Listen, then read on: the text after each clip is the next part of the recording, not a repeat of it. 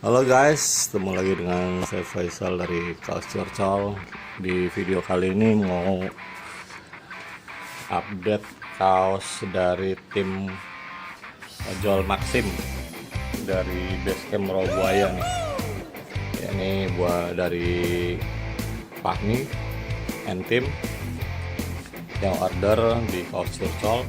Nah, kita lihat nih, di depannya ada logo Maxim dan bendera.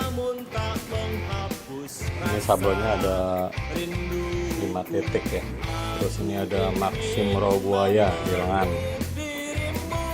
Nah, di bagian belakang ini ada juga 1 tahun anniversary Maxim Rawabuaya Jakarta Barat.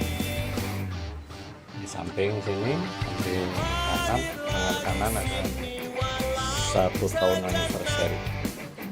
Ya, terima kasih buat teman-teman Maxim Rawabuaya. Ini orderannya udah jadi buat komunitas Maxim. Bahannya Cotton Combat 20S, sablonannya DTF.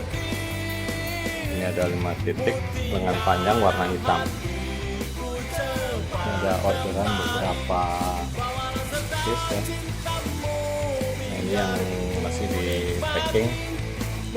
Sekali lagi terima kasih buat Fahmi and tim atas kepercayaannya sudah order kaos komunitasnya di Kaos Curcol. Ditunggu orderan selanjutnya. See you. Thank you. Bravo Maxim.